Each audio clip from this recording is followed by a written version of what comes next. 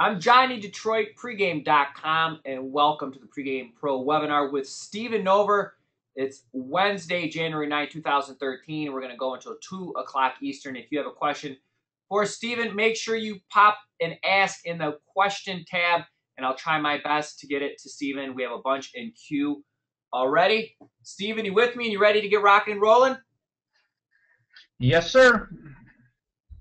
Stephen, are you still? There we go. Okay, I was like, oh, Jesus, the KGB got him. All right, so here we go. Who's Stephen Nover? I'm going to go over quickly, Stephen, some stuff from your bio, and then what I want to do is we'll go to some highlights. I'm going to want a couple lines about it, and then if you have one real good story to do with any of them, I'm sure that people would love to hear it. This is your first webinar, so one of the main things of any first webinar is getting to know the handicapper before we get into the Q&A. One of the things unique about you, Stephen, is your journalism background. You've won multiple awards for sports writing, numerous newspapers, including the Las Vegas Review-Journal, where you covered their sports gambling for over 13 years. You also wrote for newspapers in the Midwest and the Southern states. You've covered a number of pro teams, including the Green Bay Packers. You're a native of Wisconsin. You grew up during the Vince Lombardi era, and you have a tremendous combination of both gambling and media sources due to your background of being in Vegas and a journalist. And one thing a lot of people might not know about you is you've authored 2 gambling books, the Las Vegas Sports Beat and the Sports Gaming Beat. And then you also wrote a book on fantasy football. And a lot of people might not know this, is you're a fantasy expert, as you wrote a book called Winning Fantasy Football. You also taught a football handicapping class at UNLV back in 2004. You co-hosted Sunday night sports betting show, the Stardust Line, from 91 to 96. And you also did some part-time odds making with Roxy Roxborough. So, Stephen, real quick, let's go one by one. Let's start off with, if you had to tell me who is Stephen Nover in a couple sentences, what would that be? Well, I'd say it's a combination of all those things, Johnny. It's a handicapper, writer, fantasy football, rotisserie baseball, even basketball, all of those things. So, you've been in Vegas a long time. Let's go back in the day. You grew up in Wisconsin. What got you started in sports writing and specifically a love and passion for sports gambling? Well, I was one of those guys, Johnny, who always was interested in sports, always loved sports. And I just kind of followed that, through high school and college. And in college, I went to the University of Wisconsin-Oshkosh, and I was both the sports editor of the campus paper and the sports director of the campus radio station, and, hosted a sports talk show and did play-by-play for the UW-Oshkosh Titans. And then from there, had my career in journalism, working for various newspapers as a sports writer and a sports editor, and that kind of brought me to Las Vegas. This was back in the day, 1984. I was hired by the Las Vegas Review-Journal, and I soon, after a few years there, became their main sports gaming writer. I covered some other beats, including the UNLV football team, which has given me some good contacts. West Coast contacts in football,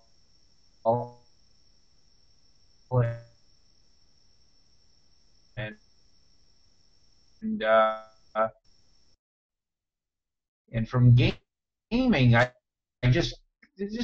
had the opportunity to times ever in Las Vegas sports gaming history, and came into contact with just a lot of sharp handicappers, and really learned from them, and then I left the paper to work for various sports gaming websites as a writer and as a handicapper, and I've kind of metamorphosed more into a full-time handicapper. So let's start off, and we'll do, you came to Vegas. What was it like back in the early 80s, and is there any one particular story that stands out? You come to Vegas, you're going to write for a newspaper covering gaming. Anything particular that stands out or you want to share that's an interesting tale? Because a lot of times, I tell Randy and them this all the time, is when you live in Vegas for a long period of time, or guys like Chris that have seen the different transitions of Vegas. To them, it's almost like somebody rehashing their history if they live in Tennessee or Michigan or whatever it is you assume things you've experienced, people you've met, stuff that you've done is just part of the way of life. But it's some interesting shit to the people that don't live in Vegas. So you go to Vegas in the 80s, and correct me if I'm wrong, that starts to be the transition of when the mob guys are kind of going out and the corporations are starting to really take over. What was it like in Las Vegas in the early 80s? Well, I kind of got there right when things were starting to change. I got there in '84. I mean, it was still a lot smaller than it's gotten. I remember for those people that live in Vegas, they probably know what I'm talking about. But when I first got there in '84, I decided to, my first week there to learn how to drive, try to figure out the city. And so I drove to the far west side, which at the time was Rainbow. I thought I was at the end of the world. And now Rainbow is practically like Main Street,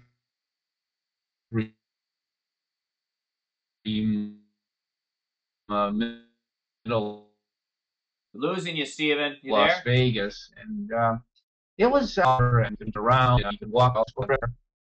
Yes, I'm here. Can you hear me? Yeah, I think you being in Russia, I think we're losing a little bit of the connection. So a little bit. I'm here, Johnny. Can you hear me? Okay. Yeah, I can hear you now. So you're in Las Vegas.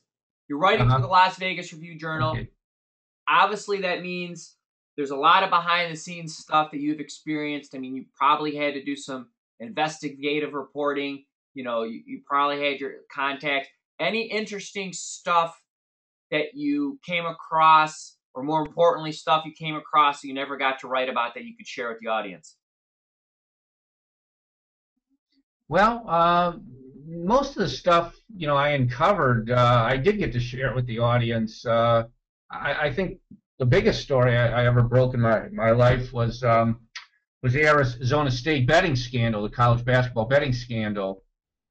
I'd gotten tipped off that there was some irregular money being shown up in the sports books, and I could call and get right inside the sports books and talk with the different sports book directors at the time, and they all confirmed that. And that story ended up really being true. And I remember trying to reach Bill Frieder, the Arizona State basketball coach, and he wouldn't talk to me, denied the story, and it all turned out to be true. So real quick, you go to UNLV, you teach a handicapping class. Like I said, we want to get to the Q&A because the questions are starting to pile up. I'm a student. What would you say your main lesson of that class was, that when your students left that class that they walked away knowing because of your class? Well, that class was unique. Really good guest speakers. So that class, we had a lot of good speakers. We had odds makers, bookmakers, sports bettors, and so hopefully, the class taught people to be sharper bettors, and for the fee that it cost to attend the class, hopefully they were able to win an extra bet to cover that. What would you say the number one betting tip that you gave during that whole semester?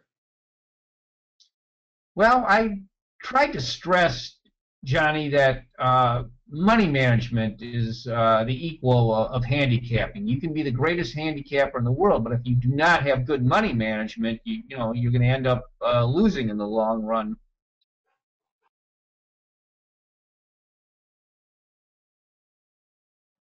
Stardust Line, legendary casino, the infamous opening Stardust Line. Anyone who's a historian of sports betting, the Stardust was a legendary place. From 91 to 96, you actually did the sports betting radio show, the Stardust Line. Any interesting stories or tales from those years? Well, that was, again, back in the day, where beginning of the show, this was maybe more towards the earlier part, we'd have to read the lines for the first time. They didn't have the internet or anything back then. We were reading the next week's lines for the first time, and that show was a lot of fun, and I had some great co-hosts with me. I did the Sunday night one. I did it with Kenny White, who's become a very prominent odds maker in town, and then Dave Malinsky, one of the sharpest professional bettors I've ever come across. Arnie Lang, uh, uh, tremendous multi-sharp on college ball. I co-hosted with some of the sports, and it was a lot of fun. It was a great experience. Fantasy football. You actually wrote a book called Winning Fantasy Football. What got you into fantasy football, and who do you think you are that you could actually write a book on it? Like, what makes you different than every other person that thinks they're an expert? And is there any highlights of your fantasy career that you want to share before we move on to the next part of the webinar? Well, I'm very proud of my fantasy football success. I've cashed in just about every league I've been in. I've won a large percentage of the leagues. And as far as writing a book, well, it doesn't make me an expert, but I did have the connection. I was asked by Cordoza Publishing, Avery Cordoza. They publish a lot of poker books, and they published my book on winning fantasy football. That book, though, Johnny, that was published in 2004 when Dante Culpepper was still an elite quarterback. So I hate to say that book's outdated. So last football season, or actually the one that's still going on, but for fantasy people, the one that just ended, how did you do this year in all your leagues? Well, I was in two leagues, an auction league, and I won my auction league, and then I was in a draft league, and I finished in the money. I did not win that league, but I did finish in the money. So before We play, though, a rotisserie style, Johnny, which I feel is more skillful than a head-to-head matchup. I think there's too much luck in a head-to-head matchup. I mean, you can finish with the second most points of anybody in the league and still lose your matchup if you happen to draw the team that had the most points that week, where rotisserie, you're going by categories, and that's for the whole year. They all add up, and I just think that's the way I enjoy doing it. In the leagues I'm in, we have 25 masters. Defensive players are involved. You have to have at least 2 kickers. You've got to have at least 3 wide receivers, and we have anywhere from 10 to 12 owners. So we go pretty deep. So we try to make it as skillful as we can. I don't consider fantasy football very skillful. You're just doing these head-to-head leagues with 8, 10 teams in them, and touchdowns are really count for everything. I think there's a lot more than just touchdowns. So real quick before we move on to the next part of the webinar, Stephen, putting aside a second for what you're saying of what's more skillful. Most people obviously play, the head-to-head with the touchdown scoring, the PPR-based leagues. If you had to give your number one fantasy football tip, or 2 or 3 if you think that there's equal value in all of them, for the people who like to play those leagues, which are generally the people who are going to listen to this now and watch it in the archives, what would those tips be? Well, Johnny, it's I don't want to dodge your question, but it's too generic. I have to know the setup, the format of the league, the specific rules, if it's head-to-head, if it's rotisserie, how deep it goes, what the scoring format is. I will say maybe as a general tip, each week changes from week to week. What happens in the first week may not be prevalent at all to what happens 2, 3 weeks down the road. So you really got to approach it on a week-to-week basis. Well, real quick, is just I'm gonna jump in because I can kind of do this because I own the site. It's my webinar. I'm a big fan. I play in a $1,000 league. Actually, Joe Cotta, the kid who won the World Series of Poker, was in it. I mean, we had a lot of gamblers and strip club owners in it, and our transaction fees were really high. We had tons of prop money put in. And I won or cashed every year except this year where I kind of shit the bed because I was traveling a little too much to focus on my team. I'm a big fan of rented defense and focusing on the matchups and not just trying to plug in the Ravens for the entire season. What's your thoughts on that strategy? I would agree with that. We play different though, where we take individual players. Our categories are individual tackles, sacks. And so I focus on individual players, but I have played in leagues where you go with a team defense.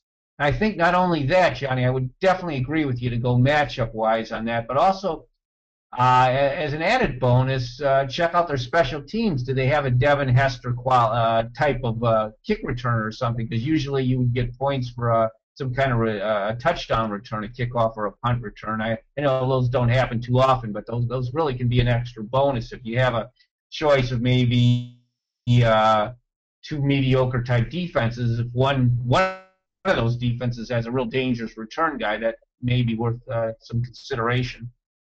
All right, before we get to the Q&A, I think something that is definitely worth talking about, Steven, is the streak. Is you have been almost, when I do the morning video, I feel like I'm doing one of those old Stu Feiner type shows, and this is all legitimate stuff that you're saying. Last 100 plays, I'm 67%. Call the office now, get Weekend NFL, guaranteed to go 2-0, or get the rest of the plays through the Super Bowl absolutely free. We're guaranteeing this. We're hitting 67% over our last 118 plays, best in the nation. It sounds like a bullshit line from back in the day, but you are legitimately 77, 37, and 4, 67% over your last 118. Besides the fact that it's on the site, I know that we have so many haters out there that literally go fine-tooth combing over every. Hold on, let me close sports options. This damn thing keeps popping up.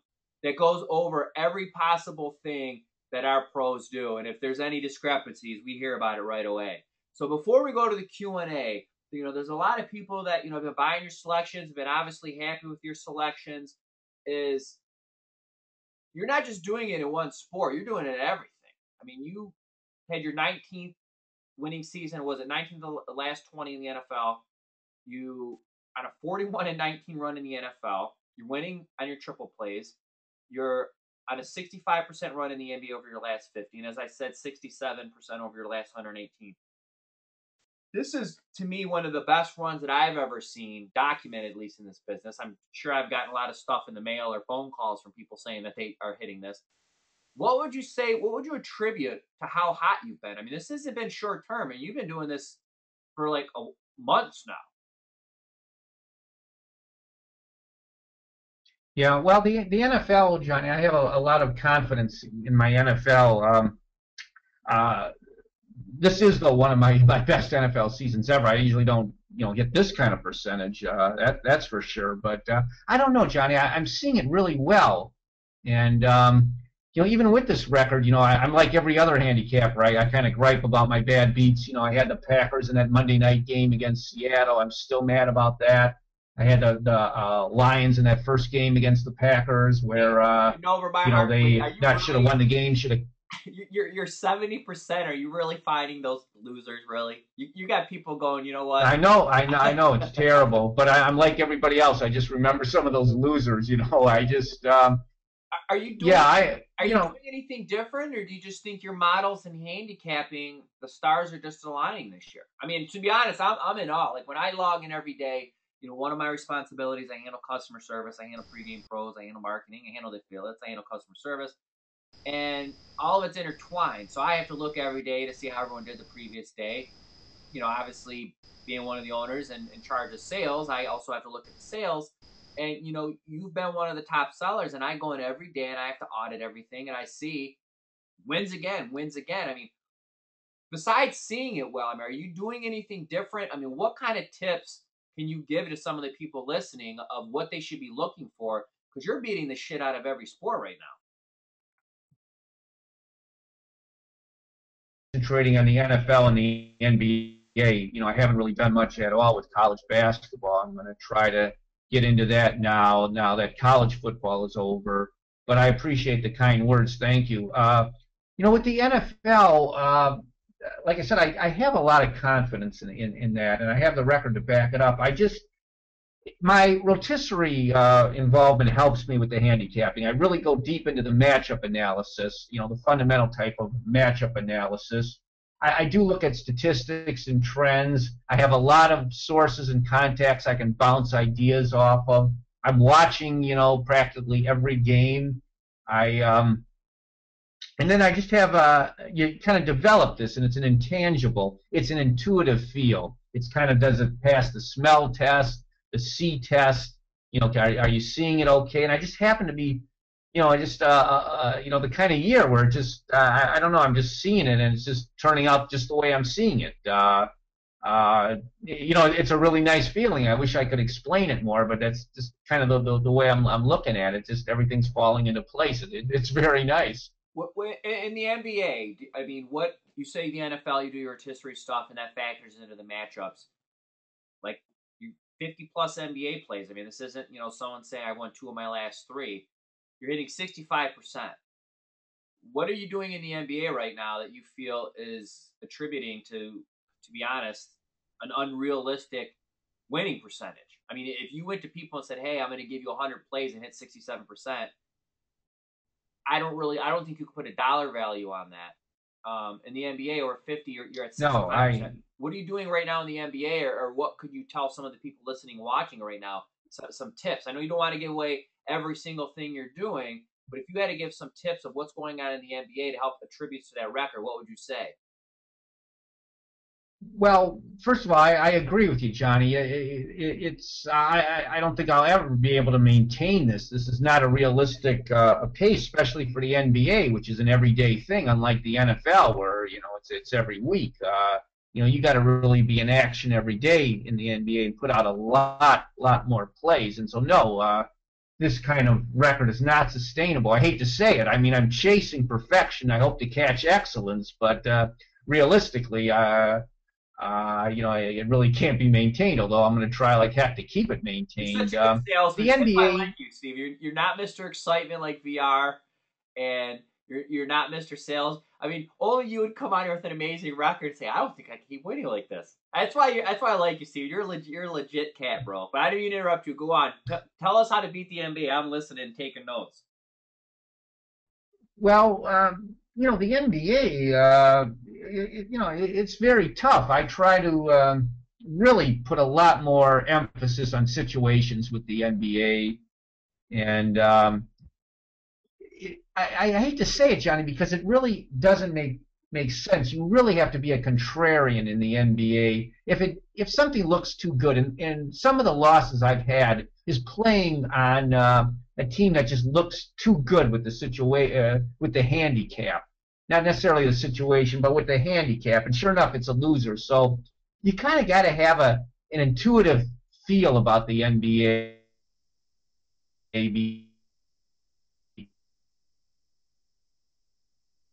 because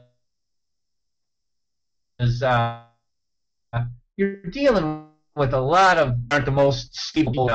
Just a 5 or 6 game road trip, they're going to tank once, at least once. Is it going to be the third game of the road trip, the fourth game? It's usually I think there's some zig and zag to it, not just in the playoffs but also in the regular season. What would you say before we get to the Q&A and start knocking out some of these questions?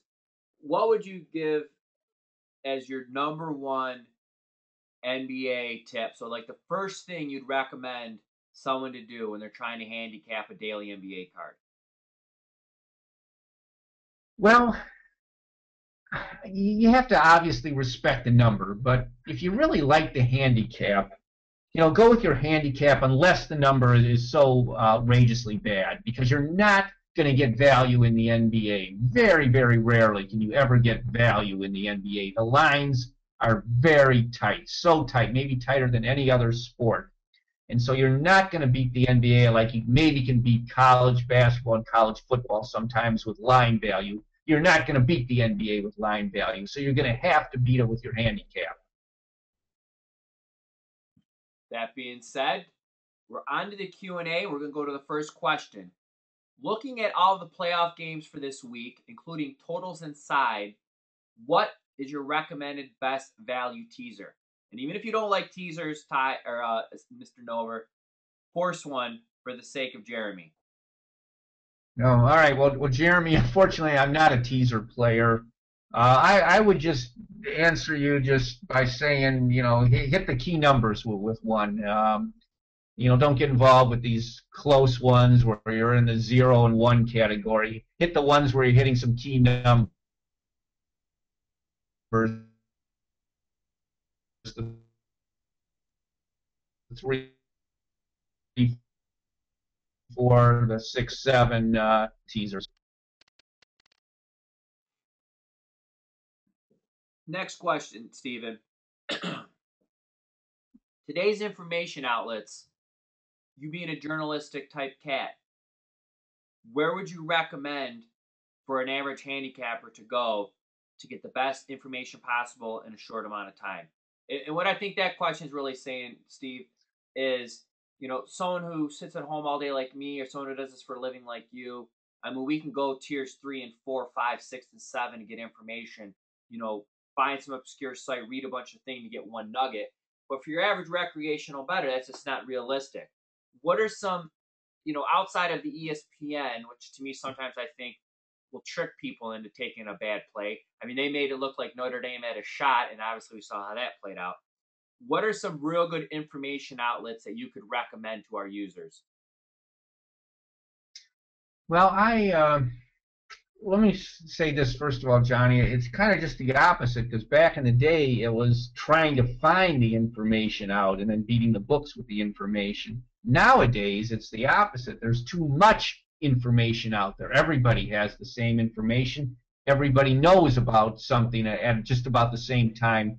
As far as a key injury, at most you might have a half-hour window before the whole world knows about a key injury. So nowadays it's about finding the right information sources to save time. And I try to check out, being an old newspaper guy myself, I try to read as many newspapers as I can, because these writers are objective. Now, they're not so much geared towards betting information, but if you know what to look for, you can kind of read between the lines. Games of the year. Something that when...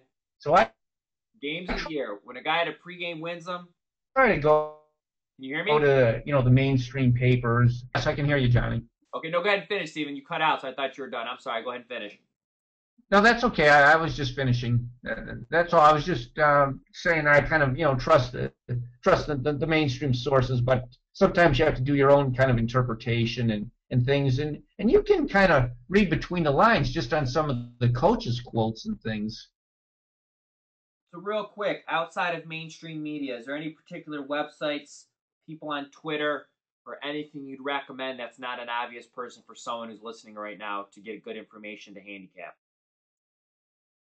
Well, there's a lot of good sports guys on Twitter, basically mainstream guys and sports betting guys, and that's a good avenue. That's really where you get your information first, although the mainstream ones are going to have it pretty fast. I like, as far as rotisserie information, I think they have some good writers, is Roto World. And some of that rotisserie information is good for betting information. There's one guy there who does a great job with matchups, breaking it down from a rotisserie standpoint, but it's also good from a betting standpoint, too, the information he provides. So speaking of rotisserie, how would you suggest to use rotisserie or fantasy involvement and or information in your actual handicapping? I know you're the rotisserie guy, so you also have to factor in, you wrote for newspapers, you bet, you sell picks, you handicap, so you have more time because that's part of your job. You could dig as deep as possible. So going back to the recreational bettors, if I had a room of 20 guys at pregame who are recreational guys and we wanted to help improve their handicapping ability, and you being our fantasy rotisserie guy, and we had to do a couple-minute course with them, where would you tell them to go, and what are some key things? And let's focus on the three major sports: baseball, football, and basketball, pro obviously. What would you look at to utilize for your handicapping? So I'll sit back and let you go per sport and give me your best tips. Go ahead, Steve. Actually, through Sports Line, did some last couple of years some college football, fantasy football leagues they had. They were just head-to-head leagues, which I don't like, but they're the only ones that I could see on the internet. So I got in those, and that was helping my college football handicapping. It gives you an idea of the strength of matchups and player matchups. you really know the quarterbacks, the backup quarterbacks, the offensive line. If you really do your homework and do the job, let's say you're studying a running back. Well, I got to rate the running backs. Well, then you got to really study the offensive line. What type of, are they zone blocking? Are they mainly a good pass blocking outfit? You just get really deep into it. At least, that's how I do it. And you really study all facets of it. And then once the inevitable injuries take place, the quality of the backups. And I think that really helps your betting handicap. And to be honest, Stephen, to jump in, I think that's a great point because, I'm somebody, middle and scalp, and as the people saw the pop-ups from Sports Options, is it doesn't matter what sport, what team, if it's a starting lineup player and there's an alert that it's out, the books take the game off the board and adjust the line. There is no way by the time they take that line down, what they put it back up, somebody's automatically an expert on their backup. And I really do feel, knowing the quality of those backups versus that player going down, is their value. Is that line being overcompensated when it comes out? And is the public overcompensating and thinking they're, so-and-so's out, so there's no way they're going to win, and not realizing that their backup is maybe 75% quality they are, but you're getting, the line values is not matching that. So that's a great point. So sorry to interrupt, Stephen. Go on and break down all three sports and the main thing that you look at or what you'd recommend our users to look at in terms of fantasy information to apply to their handicapping. Well, one thing, if you're going to try to be a good handicapper, you really can't be intimidated. Sometimes I think of the utmost importance is the quarterbacks. And that's kind of a square thing. You say, oh, yeah, everybody knows about quarterbacks. Well, I think it's far more crucial than even anybody could think. And I'll give you the example of the Arizona Cardinals. Once they made the decision to start Ryan Lindley, yeah, they adjusted the line a little bit. They didn't adjust it nearly enough, though. This guy was terrible. He was in no position to be a starting NFL quarterback at any point this season. And if you knew your matchups and the quarterback situations for each team, you would have known this and would have had a heads up and been fading the Cardinals. And so that's just to toss that in, Stephen. They couldn't run the ball, so you factor in you got a quarterback who's garbage or worse than people realize because you're doing in-depth research.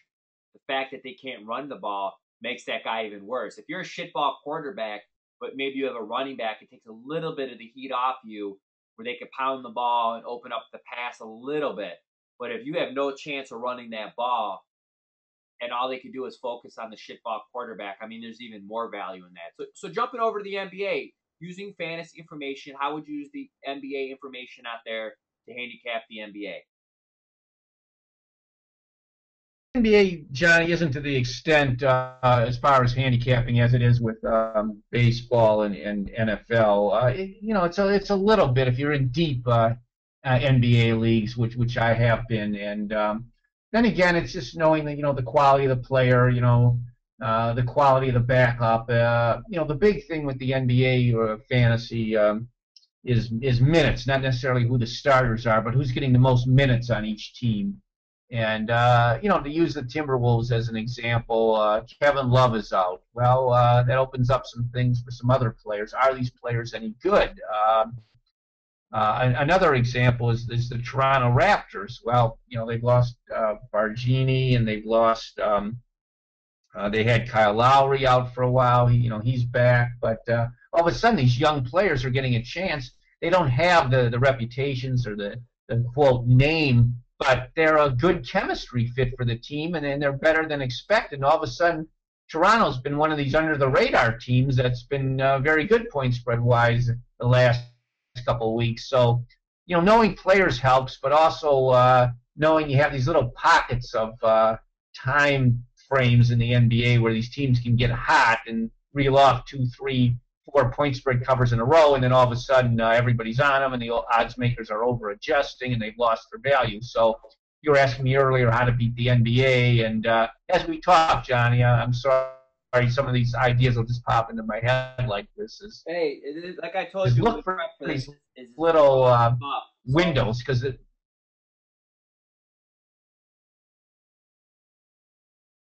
I'm sorry, Johnny, you broke up. I couldn't quite hear you. no, I was saying this is all off the cuff. I want you if something pops in your head, they're here listening to you. I'm just here to like direct the ship until we get to the hour mark. So if something comes up and you think it's valuable, that's why people are listening. So feel free to interrupt me, jump in, change the course of the webinar at any time. So go ahead. No, I was just using this as an NBA example of how to beat it. Short term is get on one of these trends before they become well known, and they're not going to last too long. You got a short window, but if you're one of the first ones and can pick up on this and discover this, you'll have a little success for a while, and then you go on to the next one. Baseball. I know baseball is not here. You're a fantasy guy, and you got baseball. You got guys like Gil and the Sabermetrics, which goes all into players and everything having value. How do you use fantasy information out there in the matchups to beat baseball? Well, baseball, from a fantasy standpoint, I like to devote most of my money to the hitters. But from a handicapping standpoint, it's for me, it's 80 to 90% starting pitcher, and I really place a lot of emphasis on the starting pitcher, and I look at the closer too. But the killer in baseball is that damn, setup guys, that middle relief. That I always said, Johnny, that they should determine the winner of your baseball bet by the first 6 innings and then the 9th inning. That they should throw out the 7th and 8th inning. I hate those innings. It's just a crapshoot. They bring in some second or third type reliever, and all of a sudden, you played some starter, and he's put you in the game. He's maybe had 3-2, and you end up with a dog, $1.40 dog that loses 4-3 because the 7th inning guy allowed 2 runs. So let's talk bad beats. Let's talk games of the year. When we lose them at pregame, we hear about it. When we win them, we hear about it a little bit. But it's the big taboo thing. Been in this business forever. It's never going to go away. You're somebody that doesn't toss around words like game of the year often. I know you got your big playoff game of the year going this weekend. Plug, plug, plug. You stole my thunder. I didn't have one game of the year all 2012. The first game I titled the game of the year in like 13 months was Oregon over Kansas State. I love that play. Besides the fact I talked to some people who had some relatives actually on the coaching staff of Kansas State who flat out told them there's no way we could hang with them for 4 quarters. You were also on Oregon, so well-deserving props to you. You got another one this weekend. Games of the year. What goes into it? What added stress do you have? The fact you're going to take tons of heat if you lose. You're not going to get as much love if you win. And what makes you make a game of the year? And to me, I think you're a great person to ask this because you go to a lot of these other pick sites. A lot of these guys have a game of the year every day. My Tuesday night game of the year, my Tuesday total game of the year, my Tuesday underdog game of the year, my Tuesday NFL game of the year, my Tuesday NFL underdog game of the year, and the list goes on and on. I mean, there's always some kind of tagline that you could add to make something a game of the year. We don't do that here. You specifically don't do that. Historically, have never done that.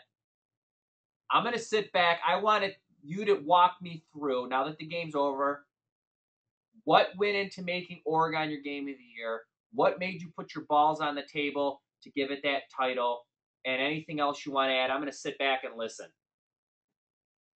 All right. Well, Johnny, I got to give you the background on the games of the year. I would rarely ever put out a game of the year. It had to be a legitimate game of the year when I was starting out in this industry, and it'd be 2 or 3 years before I ever put out a game of the year because I always looked at it maybe play of the year. I did those games of the year and frequently, had just the way you mentioned, different various games of the year spins on it, and I argued with them. I said, look, how can you always say this is the game of the year? And you know what they told me?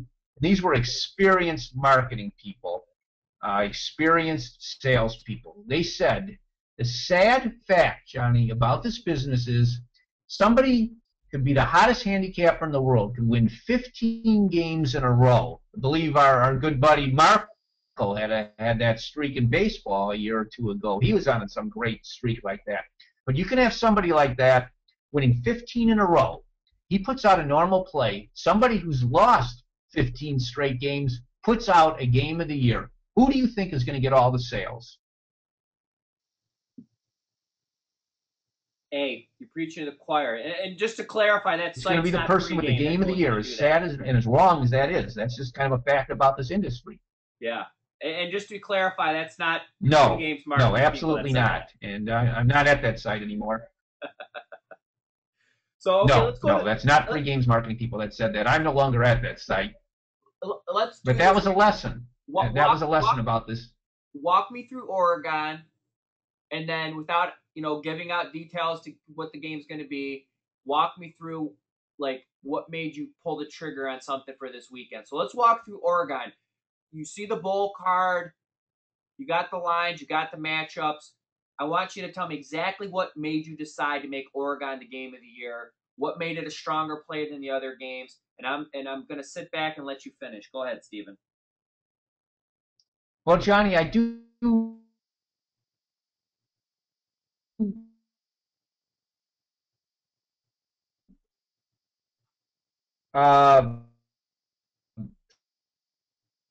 follow and agree with, and it's my betting pattern too. The pre-stars, which I do. So I'm not giving out triple stars though. I think the only triple star I might have given out was a total on that one total that I really liked under on that big UCLA Baylor game. I saw no way that it reaches that total. But anyways, I'm looking down the road, and I said, well, what game do I like best? Is there any of these games I really feel strongly enough to give a triple star to?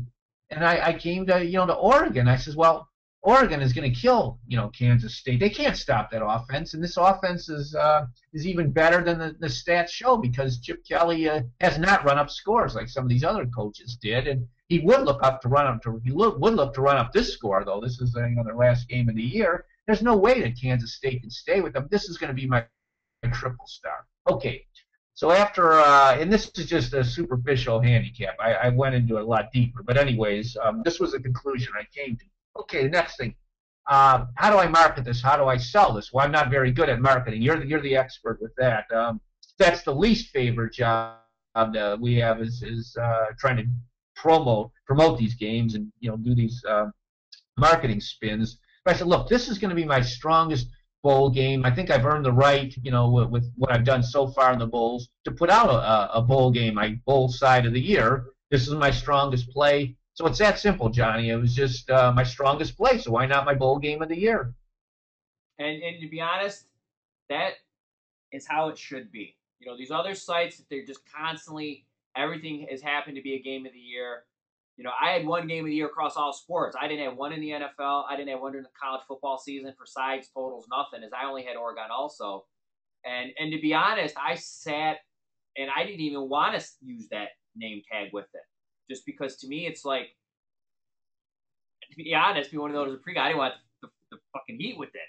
But I loved Oregon. I mean, everything. The handicappers, what I did, the coaching guys that I knew, what they told me about the team, looking, Kansas State when they played on, natural surfaces that they were held under 30 points. The fact, like you said, the key thing is Oregon late in the game took their foot off the throat. They had no reason to do it in this game.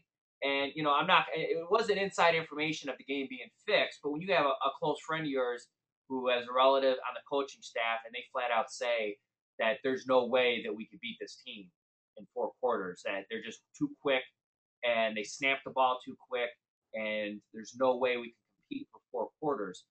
That's not some like Homer fan saying that. That's coming from, the guys that are training these kids. So that, doing the research, reading a lot about the travel and the practices, how they were going, it was the same exact thing for me, Stephen, as I just felt Oregon was almost too good to be true. And, luckily, it panned out the way it should. So let's fast forward. So we know we're going to go back real quick on this slide presentation. So anyone who just jumped in, and I know there's a couple of them, you're on a 17-7 run, 71% in your last 25. You had one push on your NFL triple stars. 41-19-3, 68% NFL run, and you have now won 19 of your last 20 years being a paid handicapper in this industry. That's in the NFL, Johnny. In the NFL, I haven't beaten. Yeah, just NFL. In the NFL. I haven't beaten some of these other sports. 19 out of 20 years, no way. And that's the kind of guy you are, Stephen. Is most guys would sit back and go, "Whew, I'm glad Johnny said that, not me, because it's not true." But thanks for being honest. This weekend, once again, you're putting your ball bag on the line again. What are some things, without giving the play away, that made you say, this is a selection that, me, Stephen Nover, respectable guy, taught at UNLV, wrote for major newspapers, one of the most respected guys known in the business, left sites where he could have made a lot of money because he didn't agree with the way they did things. I mean, a stand-up guy. I mean, you don't get more stand-up than you. To actually use a game of the year tag, like what went into your process for this game? Well, thank you again, Johnny, for the nice words, and congratulations to you on your Oregon pick. I mean, you really did it right. I mean, that was your one I was game all of the year. Pissed off when I saw in the back end that you had it. I'm like, great. I give one game of the fucking year in 13 months, and damn it, Stephen Nover has it too. The only good thing is if it would have lost, you would have took more of the heat, but go ahead. Well, yeah, Johnny, great job with Oregon with you, but there were other cappers on the side. I know Brian Leonard had Oregon. A lot of guys had Oregon. So, I think the site did well with that play. As far as my NFL playoff game of the year, I didn't want to use it for week one because you hate to use it on that wild card weekend. I ended up going 3-0, and the opinions I had all came out to be okay. But would they be that strong? I did have one triple star on those 3 games, and that one. But I look at it now. Well, we're near the end of the season, and I have a strong opinion, a triple star on a game this weekend. Will there be getting to the very play as a marketing thing? You have to kind of look at it. We have so many good cappers, and there's been so many times where I've had an opinion on a game, but I didn't think it'd be right to put out a triple star. You don't get any sales. You win, and other guys are getting the sales with the fancy marketing. So to be honest, Johnny, it's kind of a double-edged sword. You want to handicap the game right, and if you have a strong opinion, you also have to market that strong opinion. I hate to say that. I don't like that part of this industry, but it's an unfortunate, sad fact about it. But the good thing is, though, is Stephen, in your case, is like you said, is you're using it at such a limited basis. It's really hard for anybody, unless they're the biggest pregame Nover hater in the world, to say you're being a scammy-capper or a sellout. The fact is, in this business, if it's your strongest play for that particular sport, people are, like you said, it's an unfortunate thing, but it's a fact. Majority of the people are trained that a game of the year title is the person's strongest play. So the fact is, if it's your strongest play, and to be honest, is I do believe in the NFL playoffs that as you get deeper, and especially as you get closer to the Super Bowl, the books have to make those lines factoring in more of what the public's going to do than they do earlier in the year. And this isn't proven fact. It's my opinion. And the reason I say that is sharp money at a lot of times during the regular season to dictate the lines more because there's so many games going on. You got the basketball, depending on the other sports going on. You got all the 1 o'clocks, you got the 4 o'clocks. So the sharp money is it's overpowering because the public money's spread around. As you get down to the Super Bowl, where everybody, 99% of the public, is going to be betting on one game, the sharp money can't dictate the line as much. So, in my opinion, there's more value when you get later in the playoffs or the Super Bowl. If you think that you're right and the line is wrong, not saying value that the actual line is wrong. I think that there's tons of value. And one of the good examples in the Super Bowl, I know a lot of sharps, and you'll see this. I don't know if you'll see this year, but if you go back year by year, the Super Bowl and later rounds of the playoffs are some of the few times that the money line does not correlate to what the point spread is because there's so much money coming in on each. They're almost like their own separate entity that have to be moved. And I've known years where sharps have taken one team with the money line and then the opposite with the spread because the money line was substantially mathematically off of what it should be based off the actual point spread, and they had a positive expectation. And I can't remember what Super Bowl it was, but there was a couple years, if you would have done that, you would have won every year. I want to say I was in the Bahamas with the Fax Man one of the years that it hit. I want to say, whatever. But point being, Stephen, is, I think I got to commend you as you being honest that you don't like the game of the year tag, but you're also honest that it has to be used because you sell picks. But at least what you're doing is you're using it in such a rarity that you at least can have the confidence that this is my strongest play. So outside of that, what is making this a game of the year at this point to you, without giving the play away, obviously? Well, I think to be game of the year, it obviously has to be a triple star where I really have a strong opinion, and more it's just a feel I have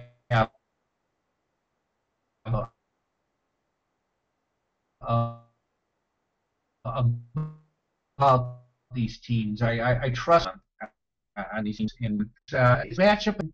It's a line value. This line value is perhaps perceived, subjective on my part, but I feel there is tremendous line value on this, and so that's all part of what goes into having such a strong stand on this game. But if I may comment on what you said, Johnny, I think you're spot on. You're right on with what you were saying, and the odds makers have told me the same thing too. That the one time out of the year where public money can outweigh wise guy money is the Super Bowl, where as you were saying, public money is just overwhelming. It's just out there, and it usually, Fezzik is really good on this type of thing, but usually in Super Bowls, favorites on the money line are good value because everybody who's betting the money line is betting the dog, and I think the biggest example of that was going way back to that year the 49ers were 17-point favorites over the Chargers, where everybody was taking the Chargers on the money line. I remember joking with Jimmy Vaccaro, who was the sportsbook director at the Mirage at the time, and he was telling me he was getting calls from people in San Diego wanting to know if they could use their credit cards to put a bet on the Chargers on the money line. They were calling in, and in that way, the odds makers took so much money they had to really make the 49ers a very short price on the money line, even though they were 17.5-point favorites. And maybe even more of that, maybe higher than that, than that Super Bowl. So that was kind of out of whack. But that's kind of an illustration of what you were saying. Got about 3 minutes left. This is how I would like to end this. This is a great question for those. There's like 5 or 6 in queue. Hopefully we'll have Stephen on again. How to beat each sport. And Stephen, I just want you to do the ones that you feel confident in. I want one tip for each before we close out the webinar. And I just want to say thanks for everyone who attended. I know we had some technical issues. Hopefully some of the time Stephen cut out was only on my end. Hopefully everything came loud and clear through you. If it didn't, please shoot me an email at Johnny@Pregame, and I'll see what I could do next time and contact the people who actually host the webinar. If there's any way when we're doing webinars with people out of the country with the connections, is there anything they could do to correct that? So real quick, for everyone who participated, coupon code NOVER10, that's NOVER10. I'll take $10 off any one purchase, and that will include Nover's big game of the year this weekend. It expires in 72 hours. That's way my saying thanks to you for partaking and listening to us. So, Nover, take us to the promised land. I want you to go through with one tip per sport that you feel confident giving a tip on and how to beat it before we close out. Go ahead. Well, let's say in baseball, if you can, try to watch the game and see how the starting pitcher is doing. Let's say there's information where you really can't get off a box score, and believe me, one of the great pleasures in life, in my opinion, is reading baseball box scores. But sometimes the box score won't tell you what you need to know. Let's say you're watching a game and the pitcher ends up having a bad day statistically, maybe giving up 5 earned runs in 4 innings and gets pulled. But let's say these hits aren't that hard hit. They're seeing eye, bloopers and things, or borderline fielding plays where a good fielding play would have prevented a hit or something, where they're not really getting hit that hard.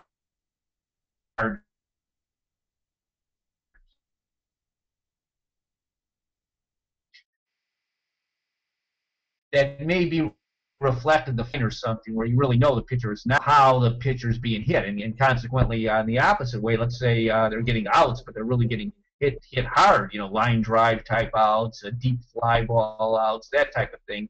They may be vulnerable in their next start. And as far as basketball, don't if something seems too obvious, talking the NBA here, if something, if the handicap just seems too perfect, it's probably wrong, so stay away from it.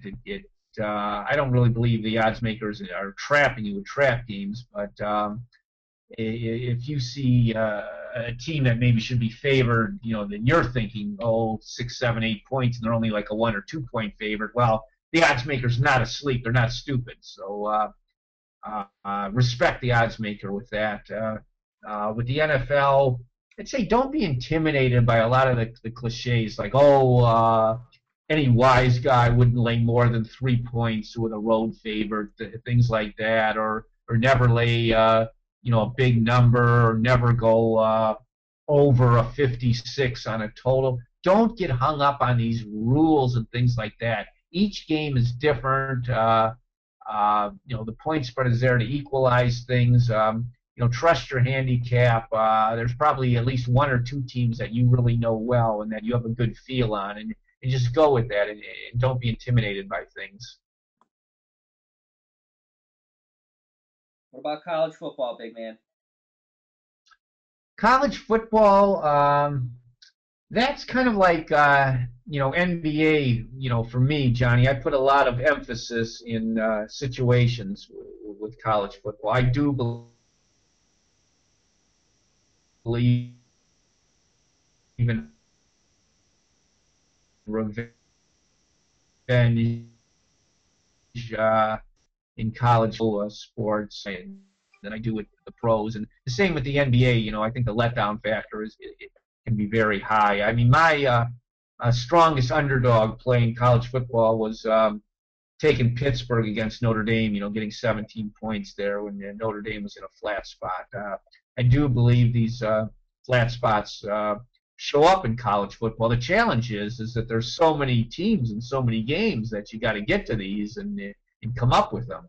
So that's what I would say for college football. All right. Well, before we head out, is there anything you want to add to anyone who listened? Well, I just want to thank everybody for listening, and I want to thank you, Johnny. All year you've been great with the promotion and that, and you really work your butt off, and you're a handicapper yourself and a very good one, and I know firsthand how much time this takes, and for you to be able to do the job, the quality that you do it for pregame, and still find time to handicap and come up with Oregon as your game of the year. I mean, kudos to you, and thank you for everything that you do. Well, I want to say once again, thanks to everyone who participated. I'd love any feedback or any questions. You could email me at johnny@pregame.com. Once again, Steven has his big NFL playoff game of the year going this weekend. You got the coupon that will take $10 off anything you choose at Pregame that expires in 72 hours. And as Bugs Bunny likes to say, that's all, folks. That's going to do it for me. He's Stephen Nover on behalf of Pregame.com. Take care, and as always, best of luck.